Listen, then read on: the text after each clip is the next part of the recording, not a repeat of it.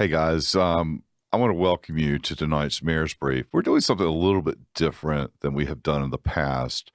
We are interviewing Matthew Archak, who is with FCR. It's a company that's moving to Rocky Mount, who reached out to us, to me, in, I guess it was the November, December timeline of last year, looking for an opportunity to place a call center. And really, call center is probably not the right term to use, but rather a support center here in Rocky Mountain. And to do that, using both traditional and non-traditional approaches to the setup.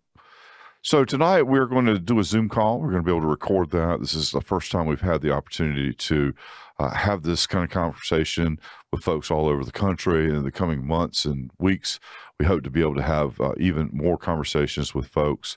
But I think this is a story about really the dynamic opportunities that Rocky Mount and its community possess, that we are demonstrating to many people throughout the country, and that we are really, really, really on many people's radar as it relates to jobs. Now, what we're going to have to do as a community is we're going to have to fully understand what that means, and how do we embrace that, and how do we create ourselves to be in a position of opportunity. And what I mean by ourselves, I mean individuals within the community. How do I create the opportunity to be able to participate in some of this good things? So, through Ramp East, through a number of other initiatives that are occurring within the area, I encourage folks to really go out, try to understand what these companies are looking for, try to put yourself in a position, particularly if you're unemployed, to be able to benefit from these opportunities. Again, I'm excited to be able to bring this new format. I'm excited to be able to talk to Matthew from Oregon today, and to really be able to share what I consider to be some great news as it relates to the support center that he is going to be placing here in Rocky Mount. In fact, he's already begun to hire and place here in Rocky Mount, North Carolina. Well, look, tell me, how did FCR end up in Oregon, especially from a kid who's from Central California? Southern California. Yeah, So, it's a good question. Um, I had boy, it goes back quite some time, but I've been in the industry for about 30 years now. So for 30 years, I've been working in call centers and trying to figure out tech companies and startups and all this stuff. And back in the mid 90s, I worked for a small outsourcer that was based in a little town outside of Portland called Tualatin. And that's where I met.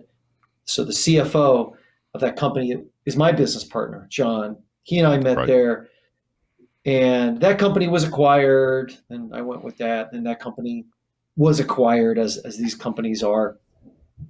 And it became apparent that I wanted to do something else. It was obvious I wanted to start my own company, but I didn't know what. And then, I don't know. I mean, this was maybe 2004. John reached out, was asking, "Hey, we should do our own thing. We'll just bootstrap it ourselves. We'll own the own thing. We'll start off in small towns." And at the time, he was living in Roseburg, and we knew the talent in Oregon. We knew that these were towns that were very underserved, underutilized, almost forgotten. Like they're very sort of drive-through towns. You just drive through these towns. You've never, Sure. you wouldn't see They them might have a unless you were. stoplight, might have a bank. Yeah, not a ton. And many of these towns, especially the Montana towns, these were big towns back in the day. Like Butte was a huge town, and I always say that these were towns they were built on renewable industries that stopped renewing. Like for instance, logging in Right. Oregon, mining in Butte, fishing in Coos Bay. So all these industries, they're fished out. There's no more fish. They've cut the trees down. The mines are played out. So now what do you do? And so that's what we did. Is we started with Roseburg. We got lucky. Um, we were able to land a couple really cool companies like Nintendo and Cisco, and it allowed us to really double down on our strategy. And so we just kind of grew from there. Well, one of the things I got to say I appreciate about your approach, is looking for that small town, or at least large enough town, that where you can make some impact, where you can create some jobs of fairly significance for folks in the area, and Yeah. using that to leverage labor and doing it in different parts and regions of not only the country but the world. And so, tell us a little bit Yeah. about how you end up finding Rocky Mount. We've always believed in small towns. We've always believed in putting work in the US. We've always felt like that was going to be a game changing idea because what we were seeing was companies were moving everything to, India, for an example. But we were seeing that we thought there was going to be this next wave, which we were right about, of well funded tech companies that were going to be looking for a differentiator, which was a more personalized experience. And we thought small towns is where you go. People in small towns tend to work harder, they appreciate the work, they're looking for more opportunity. Up here in Seattle, I wouldn't put a call center here because there are too many jobs. So Seattle doesn't need yet another company, but Butte was a great example of a town that really appreciated what we were trying to do. Great Falls as well. As we've grown, one thing we've tried to do as a company is always try and do the right thing. So whether it's looking for really neat work, so it's non-commoditized work, trying to pay as much as we could, providing full benefits, things like that, but also making this work meaningful, so it's not repetitive, and then from there, trying to figure out how you make it a really inclusive place. So we want people to be welcoming. We want them to like working here. We don't want them to dread coming to work. We like the work to be fun and exciting and fast paced and interesting. But we also want to be diverse as an organization as well. And it's, we've always been really good at promoting women inside the organization. It's always been something that is important to me and John. It's been tougher to promote people of color because our towns are, they're 90.5% white. And Sure. you do your best. You try and leverage things like, like in Southern Oregon, the Hispanic communities, the Native American communities at the reservations, but it has not been easy. And so that was the impetus around going to Michigan. Was we wanted to go someplace that we thought was an untapped jewel. We wanted to go someplace that was a little bit different. So Michigan, when we went into Detroit, and it was outside of Detroit, two towns, Romulus and Southfield, we were able to tap in more of an urban environment, and we rapidly increased the diversity inside the organization, and we loved it. And then we started doing more research into other states that we thought had a nice vibe. Maybe there was a tech feel to them. We wanted an East Coast presence. We've wanted it for some time. We wanted to be someplace that wasn't too impacted by natural disasters. So I was not as interested in Florida. I've been to North Carolina many times. I know how nice it is. So secretly, I was hoping that we would settle on North Carolina. Perfect. And then we looked at the demographics. And once we decided, we narrowed it down to a few states. Then we decided we liked North Carolina. Then we started doing some digging into what were some towns that we thought had the demographics we liked, that were the size we liked, right? We don't want to be 2 million. We'd like to be a certain size population-wise. We wanted to But be you need a something little that bit was more than a crossroads, too. Yeah, I always say I like around 50,000, 50, 60, 70,000. In there, you can be a little bit more. You can be a little less. It's tougher though, but you get into 50 to 70,000. You're important. You can be impactful in the community, but there are other organizations and businesses there as well. So what we found is we go into the community and we become yet another sort of anchor to the community. We employ hundreds of people. We hopefully, the older model was we would provide facilities right downtown and we would rebuild the core. So we would target the core of the community, whether it's a mall or it's like a downtown area. It would allow people to leverage mass transit. We could then take that. Now you've got 200, 300, 400 people now walking around the downtown core, putting money back into the community. And it's worked out incredibly well in all of our towns. We've never left a town. We've always done that model. So that really kind of segues, I think, perfectly into what is that ideal candidate that you're looking for to hire? I mean, clearly you've started about this with a sense of social conscious, with a sense of purpose and trying to bring diversity both to your organization as well as to the workforce as a whole. So, what is that ideal person? What are they likely to be doing? And, just give us a little bit of a pitch on that because I think that's important. And what I'd like to achieve, at least in this interview, is some sense, or for people to be able to walk away with some sense of exactly what you're looking for. And if I think I fit that bill, how do I plug in? And then Mhm. exactly what are we doing? I mean, call center is kind of a wide, broad kind of thing. But if you could put a little bit more meat on that, a little flesh that out a little bit, I think that would be helpful. Yeah, I'd be happy to. So, for starters, when I go into a community and I sit down with the mayor or the business leaders, I usually start off by saying, forget about everything you know about call centers. In fact, don't even use that word because that's not really what we are. Um, in fact, many of our programs don't even use calls. They're communicating via email or messaging or social media. So they're using different platforms rather than just calls. But I think the best way to describe the type of work and the people we're looking for is number one, if you want an entry point into technology, but more importantly, you don't have a lot of experience, that's okay. And in fact, there's nothing wrong with that. When we went into Coos Bay, we hired hundreds of fishermen to troubleshoot, hardware and cloud-based technologies. And it's not hard. And the dirty secret in the tech space is it's not hard to learn technology. The harder part is to get people to care. So if Right. people don't care about the work and about doing good work, it doesn't matter what you teach them. They're not going to be good at the work because they're going to be impatient. Um, they're going to get frustrated when the person on the other line can't answer a question like, I don't know what HTTP is. I don't know what DNS is, stuff like that. So we usually start by saying anybody who is looking for maybe a second chance or an opportunity to get into technology, um, they don't need this massive foundation. We can build that for them. I would argue that most 13 to 14-year-olds know more about troubleshooting technology than you or I do. My kids can take an iPad and do all kinds of crazy stuff with it, and I don't know what they're doing.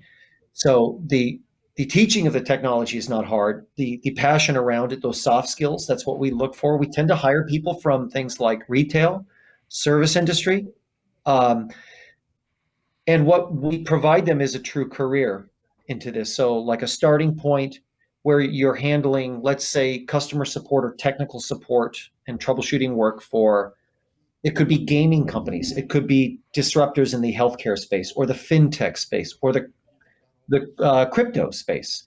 It could be companies changing the world in the gig economy space, which we've supported. But it's never going to be boring, and it's not going to be doing work for like a cable provider. It's just not the work we do, or like telemarketing or things like that.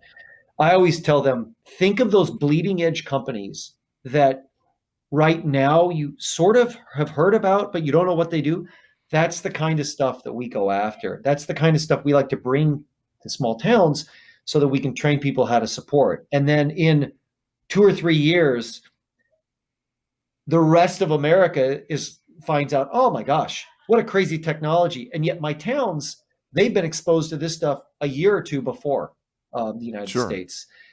So that's kind of a neat thing is we get them exposed to some great stuff. They don't need a ton of skills. We'll provide all the tech. We'll provide all the, you know, the training around, what they need to understand around some of the CRM tools.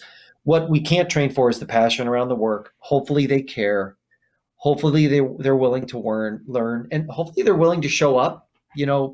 Absenteeism, retention, those are very costly things that we struggle with. And when we go into a new town, like I think right now the newest program that we put into Rocky Mount is a healthcare disruptor, and they're pretty sensitive around like the people they're supporting. They need their colleagues to show up and handle that support.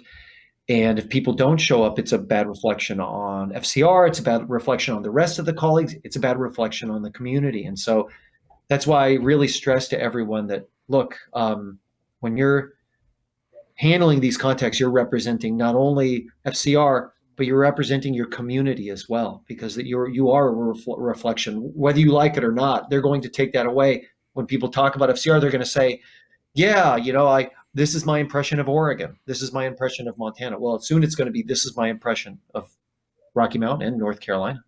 Sure. No, I get that completely. Now, these W-2 jobs or these 1099 jobs, how you typically structure that? Full-time with benefits. That's what we like. There may be some, for those people who are interested to work like part-time, especially Right. if they want to pick up during the holidays. We're always looking for that. I would never say no to that. But the foundational focus of FCR is full-time jobs with benefits, with a career path that takes you up the ladder to supervisor, lead, manager, director. We want people sticking around. I've got people in my Oregon sites who've been with me for 7, 8, 9, 10, 12 years now, just because we keep providing a career path as we've gotten bigger as an organization. And now the bigger I've gotten, the more opportunity I can give. So I can say, hey, would you like to go work in Michigan? Have you Sure. heard of Idaho Falls? Would you like to go there? And, Or have a you startup know, operation in Rocky Mount. Is there an opportunity? Are you interested in going down and helping us with the startup? No, I get it. well, yeah, I mean, the oldest model that we typically would use was, when we opened up our first out of state facility in Montana, when we were in Oregon, what we did was we seeded it with Oregonians, and it was really successful. And in another world where we didn't have a pandemic, we would provide people from Montana and Oregon into Rocky Mount. They would be the sort of the people who would teach the culture. We can't do that nowadays. So it's unfortunate. There's a lot of creative stuff that we can't do, but that's okay, because we are learning how to be better at launching into new towns. And so now when we go into Rocky Mount, yeah, I mean, if we have an opportunity to bring somebody from Oregon, we would absolutely make that offer to them. Sure. Well, I know as an investor and also as a CEO that culture of a company really does matter. And how do you impart that and how do folks understand it and how do they fit within it really defines the success they're going to have within that organization. And so it'll be interesting to see how you manage through that during this pandemic. And so that's probably a good opportunity to talk about how you were able to pivot during this pandemic period, we'll call it, and continue to expand your business, while maintaining that same quality, while trying to increase diversity, while trying to do all the things that you've set as priorities for your organization. So I'd like to hear you tell a little bit more about that because I find it frankly very interesting. Last year was the most stressful year, I think, in the history of the company. We've been around 16 years now. That was a tough year. It was interesting to take a company with 15 years of experience supporting their basically operating in a certain manner and then changing it in a 2-week period to a completely new model. But we didn't have much choice because it was either that or we were going to go out of business. And so we pivoted quickly. We are learning a lot through this pandemic about how we're going to reemerge as an organization. We're not going to look like we used to look. I've been pretty clear inside the company that business as usual doesn't exist anymore. And I know some companies say, well, we're just going to go back to the way it was. We just need to exit. I actually disagree. At least from my perspective, I talk to my colleagues every week during cultural sessions, and I ask them, let's say hypothetically, if we were going to go back into our facilities, would you go back? Right now, about 90% of the people do not want to go back. They want to continue working from home.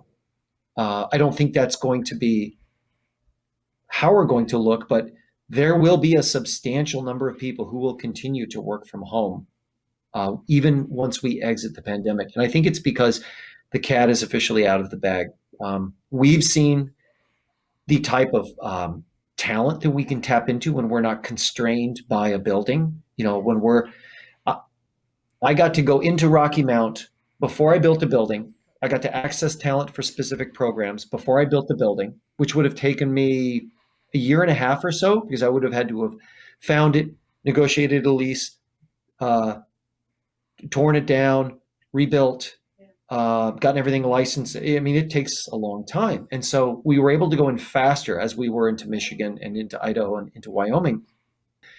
The foreseeable future will be that way. And even when we exit, my guess is we'll be 60% on premise, 40% work from home, maybe even more work from home, which means that we can still retain that really creative, flexible ability to manage these programs, but still hopefully focus on retaining that culture. I think that's the one area, Sandy, that I do. I want to make sure we don't ever lose because I worry that some people have never seen what it's like to be inside our facilities. They are really cool. They're neat places to be. That's how you learn about our culture. And if you haven't been a part of one of the sites and seen what it's like and how like it's just it's very welcoming. People like being in them. They're fun to hang out in. I worry that sometimes people feel like they're alone. They're kind of on an island sometimes. You know, we've all been working from home so long. So I think one of the ideas that we're really considering in this sort of hybridized model that I'm contemplating is you take your facilities, but you build smaller and smarter, and you turn these instead of into full production facilities, you turn these facilities into more of a cultural connector. So you can bring people back in. You can have everything from like, hey, let's just lunch together. Let's just, hey, we're just going to hang out. We'll have some kind of celebration. And just a reminder that they're a part of something bigger than just themselves. You can bring people from, further out of city, further out of town, and then they can go back and continue working from home. They don't have to deal with things like traffic and the stress of coming into a facility where they're, worried about getting sick, but they get that reminder of what they're a part of, that it's Sure. not just themselves. So that is, I think, kind of an interesting twist that we're thinking about is building smaller and building smarter. Well, it's funny you mentioned that. I had the opportunity to sit on a podcast from Wakefield Cushman and listening to Mr. Cushman, who's a member of an organization that I'm part of, really talk about what's going to happen to the millions of square feet that they own literally all over the Yeah. world, and how do you recreate it? And to the extent that they even work through a number of different models where they're saying, okay, well, look, attorneys seem to increase their efficiency over this COVID period by working at home. So did they go through a list of different professions. And but the group that didn't do so well might include salespeople who require that high touch, high connectivity. And the question was really, how do I redesign my office so that in a pandemic environment, I'm not creating the cross contamination, yet at the same time, I'm providing for that socialization that people do need and want. And so it's funny to hear you talk about it because I think that what you have just echoed is very similar to what they seem to be suggesting the future might look like as it relates to commercial real estate. So applaud you for kind of being on the cutting edge of that. And of course, that's the key to it, right? The only constant is change. And you've been working hard on trying to make that happen. So those are just my 2 cents.